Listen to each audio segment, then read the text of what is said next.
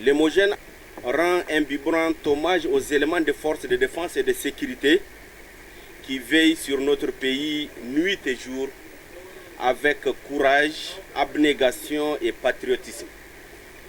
L'Hémogène les félicite et les encourage dans la lutte sans répit et sans merci qu'ils ont engagée contre les ténébreux éléments de la secte Boko Haram. Les pensées particulières d'Hémogène vont aux populations de Tillabéri, Tawa et Difa, victimes des attaques au quotidien par des hommes sans foi ni loi qui n'obéissent en vérité qu'à leur instinct animal. Les pensées également à l'endroit des femmes et des enfants enlevés à Ingelewa, dont on reste jusqu'à ce jour, hélas, sans nouvelles. De la situation socio-académique à l'Université islamique du Niger, l'Hémogène trouve injuste, incompréhensible et injustifiée la désastreuse gestion de l'Université islamique de Saï. L'Université islamique de Saï, créée le 15 octobre 1986, est aujourd'hui gangrénée par la mauvaise gestion, la corruption, le marché gré à gré, les passe-droits, les préférences des étrangers que des nationaux et les surfacturations dans les domaines de la construction des bâtiments sont entre autres les mots qui minent cette institution islamique. Des Nigériens sont victimes des injustices criardes au quotidien, licenciement sans droit ou chassés sans droit et parfois le refus d'obtempérer à la décision de la justice. Les établissements publics à caractère scientifique, culturel et technique. Et c'est sans surprise.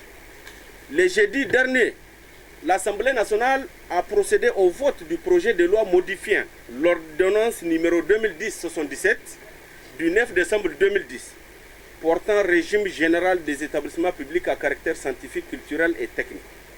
L'Assemblée nationale, comme à l'accoutumée, a adopté le projet soumis par le gouvernement malgré les controverses qui entourent le dit projet.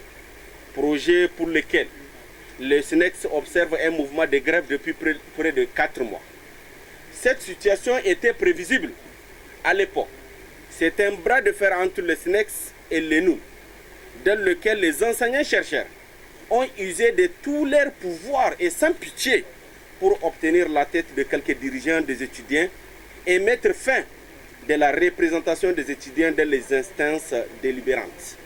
En effet, aujourd'hui, les enseignants-chercheurs et les étudiants se retrouvent dans une sorte d'impasse.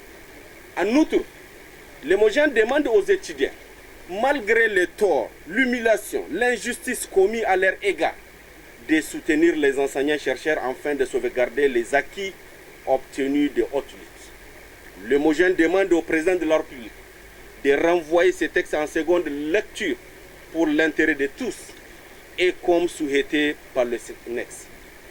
Et enfin, rappel à toutes les parties que ce qui se passe actuellement n'honore rien le pays et l'enseignement supérieur en particulier.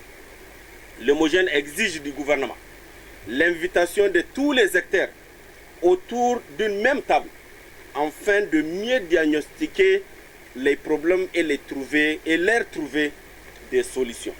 Fianiamé, le 22 avril 2019, je vous remercie.